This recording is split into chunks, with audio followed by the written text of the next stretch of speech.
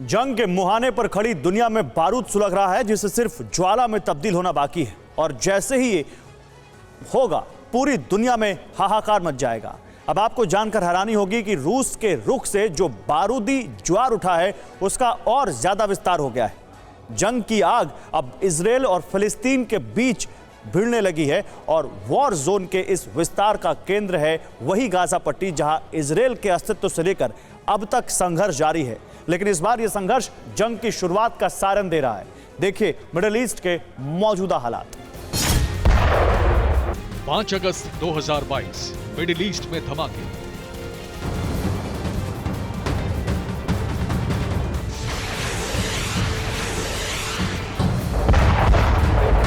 दशकों के संघर्ष से सुलगी बारूदी चिंगारी अचानक ज्वाला में बदली है और जमीनी हिस्से को हासिल करने की जद्दोजहद ने इस ज्वाला में इंसानों को जलाया है।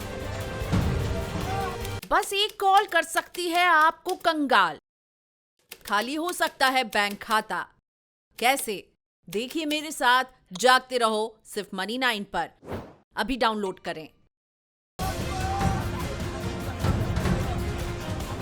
जिस हाहाकारी तस्वीर को आप देख रहे हैं, जिसे देखकर इमारत में मौजूद लोगों की मौत का तस्वुर आप कर रहे हैं, वो इमारत मौजूद है मिडिल ईस्ट में संघर्ष की जमीन गाजा में।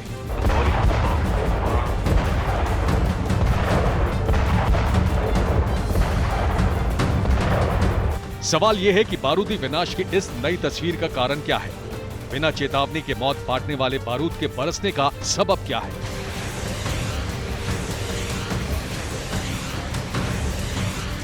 क्या इजराइल ने फिलिस्तीन के खिलाफ ऐलाने जंग कर दिया है या फिर फिलिस्तीन ने इजराइल के खिलाफ वॉर प्लान को आगे बढ़ा दिया है? इन तमाम सवालों का जवाब आसमान में बरस रही मौत नहीं देती बल्कि अतीत देता है।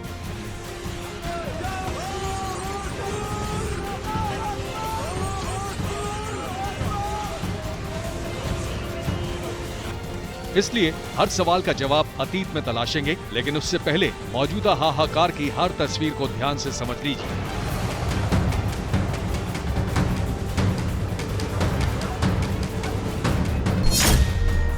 शुक्रवार को गाजा पट्टी पर इजराइल ने हवाई हमले किए हैं। सभी हमले एक इमारत को निशाना बनाकर किए गए थे, जिसमें दावा किया गया कि इजराइल के अटैक में हमास का सीनियर कमांडर ताइसीर अल जबारी मारा गया।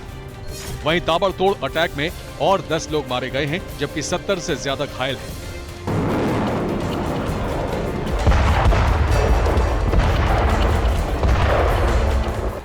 हालात को समझने के लिए ये तस्वीरें मददगार हैं और इन तस्वीरों से मिली जानकारी भी बिल्कुल साफ है। इजराइल ने गाजा पट्टी पर हवाई हमले किए हैं। हमले इतने ताबड़तोड़ और अचानक हुए कि किसी को भी संभलने का मौका नहीं मिला।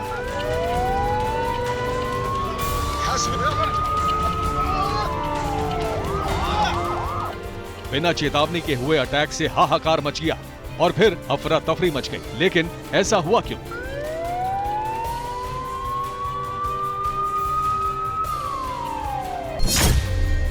दावे के तहत फिलिस्तीन के संगठन वेस्ट बैंक के नेता वहा अबू अल अता की गिरफ्तारी हुई थी। गिरफ्तारी के बाद वहा अबू अल अता के इजराइल की कस्टडी में ही मौत हो गई। इस मौत के बाद फिलिस्तीन की तरफ से इजराइल पर हमले की धमकी लगातार जारी हो रही थी। इन धमकियों के करीब 3 साल से जारी रहने के बाद इजराइल के सब्र का बांध टूट गया और गाजा पर एयर स्ट्राइक हुई। अब इस एयर स्ट्राइक का नतीजा ये निकला कि जिस अल अता को इजरायली सेना ने कथित तौर पर 2019 में मार दिया था, उसकी मौत का बदला लेने की जिम्मेदारी जिस सैन्य अधिकारी ने ली थी, वो भी गाजा पट्टी पर हुई एयर स्ट्राइक में मारा गया। लेकिन इस एक्शन के बाद जंगी चिंगारी ज्वाला में बदल गई।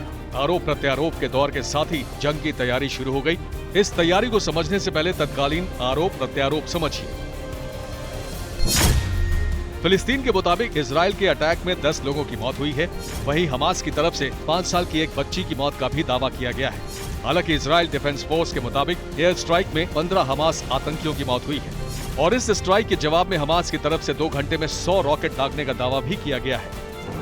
तस्वीरों को देखकर इजराइल का दावा भी सटीक लग रहा है। इजराइल के अटैक के बाद हमास की तरफ से इजराइल पर ताबड़तोड़ रॉकेट दागे गए हैं। हालांकि इजराइल के short range defence system active होने की वजह से ज्यादातर हमलों को हवा में नाकाम कर दिया गया।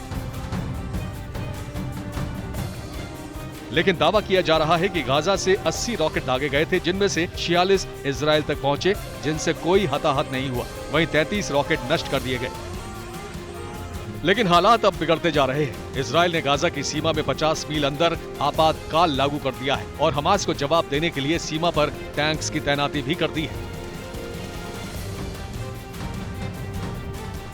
अब सवाल ये है कि आखिर इस संघर्ष का वो इतिहास क्या है जिसने एक सीमा को कई दशकों से अशांत कर रखा है। समझिए पूरा मामला इतिहास के झरोखे से। गाजा पट्टी का संघर्ष करीब 100 साल से चला आ रहा है। एक स्वतंत्र यहूदी राज्य की स्थापना के पहले ही संघर्ष शुरू हो चुका था और जब इजराइल ने खुद को एक स्वतंत्र राष्ट्र घोषित किया तो संघर्ष युद्ध में बदल गया। हालांकि इसकी वजह यहूदियों का राज्य कम, असली वजह अमेरिका की दिलचस्पी ज्यादा थी, जिसने सबसे पहले इजराइल को एक देश के रूप में मान्यता दी और फिर अरब देशों से इजराइल के युद्ध हुए, जिसने इजराइल को रक्षा क्षेत्र में विकास की सोच दी, जिसमें वो कामयाब भी हुआ। अब इजराइल एक कामयाब और ताकतवर देश है, इसलिए उसके खिलाफ जंग में उतरने के बजाय संघर्ष अक्सर होते रहते हैं। इस बार भी शुरुआत संघर्ष है, लेकिन इस संघर्ष का भविष्य किसी को पता नहीं। Bureau report, TV9 Bharatvarsh. क्या आपका म्यूचुअल फंड सही है? फिर क्यों नहीं हो रही कमाई? जानिए मेरे साथ म्यूचुअल फंड सेंट्रल में, सिर्फ Money9 पर। अभी डाउनलोड करें।